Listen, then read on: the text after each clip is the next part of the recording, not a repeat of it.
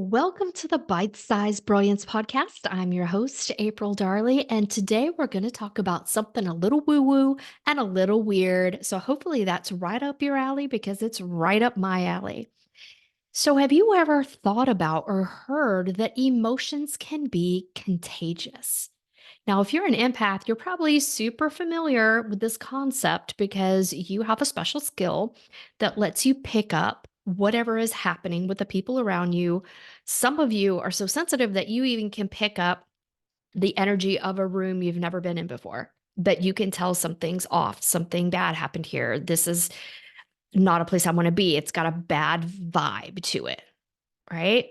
And that is a survival skill. So if you think about it in a non woo woo way, it is the sensory part of your brain that is looking out for your survival. And it is picking up something in the room that your conscious brain hasn't even clued in yet. But your unconscious, which is your survival brain, has picked up something that is a potential threat to you. And that is why you get these bad vibes, these bad feelings. You just like something is off. So, intuition is a survival skill. Empathy is a survival skill. Maybe you've never thought about them that way. Maybe you've never thought about emotions being contagious before, but think about this. If somebody is laughing and having a great time, when you look at that, you're like, I want some of that. Like, I want that to be my experience. And by the same token, if you can tell that someone is standoffish, they're drawn inward, they're looking down, they're frowning, there might be a piece of you that's like, danger, Will Robinson, danger. I'm going to spend as little time as possible with this person. It's like an infection. So emotions can be infectious. Now, in my doctor world, so in case you didn't know, in case you're new here, welcome. Happy to have you. But for many years, I was a physician in Arizona. I am now retired. But in the doctor world, you had STI, and that stood for sexually transmitted infection. But if we rework that into the woo woo world, the energetic world, the empathic world, it's like a sensory transmitted infection.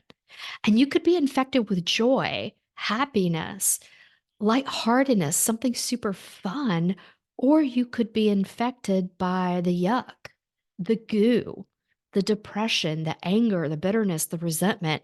And you may not have training or discernment to tell, is this my goo or is this someone else's goo? And that is a skill that you can learn. So if you feel that you are happy, but all of a sudden you just get angry, bitter, and upset for no apparent reason, like something has not blown up in your world, but you start to feel fatigue, anger, bitterness, resentment, depression, fear, then chances are you have been a victim of an STI, the sensory transmitted infection, and what you're experiencing is not your stuff. Okay. So there are tools and techniques that you can do to get rid of the stuff that doesn't belong to you.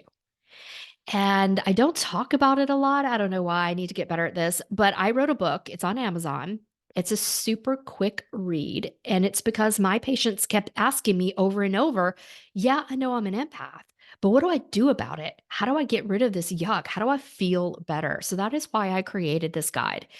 It is called Empath Armor: How to Ground, Cleanse, and Protect Your Energy as a Sensitive Person. It's available on Amazon, and you can order it as a paperback or on your Kindle. I'm telling you, it is a super quick read. I did not spend almost any portion of this book on what is an empath because the people that were drawn to me already knew that they were.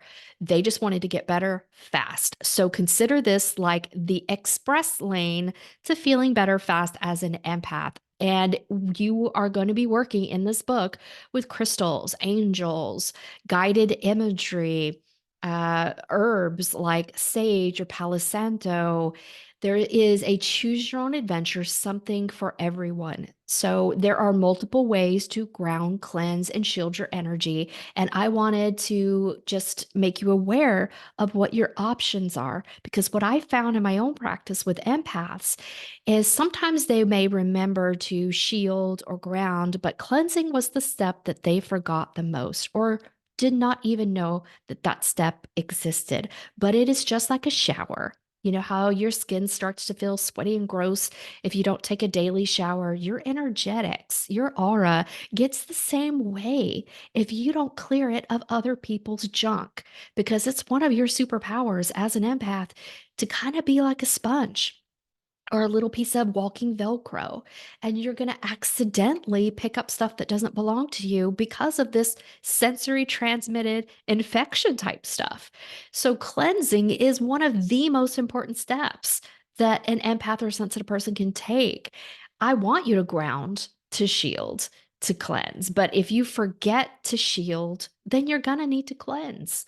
It's like taking a shower. So I hope that's helpful for you. And you might want to be aware of the energies of the people that you associate with as well. And if you are in a situation where you don't get to choose who you associate with, like your coworkers or some friends and family that are a bit more on the negative side, this is where this grounding, shielding, cleansing is going to be super important for you to practice as a daily routine. So, let me know if that was helpful. You can subscribe, leave me a review to this podcast. I certainly appreciate it. Hop on over to my website, aprildarley.com, jump on my email list. At the bottom of every page, there's an opportunity to do that because I send out a weekly email with these mindset tips and tricks and help you to be aware of things that maybe went unnoticed before or gave you a new way to look at things. All right, my friends, have a fantastic day and try to watch out for those STIs in your world, okay? Bye bye.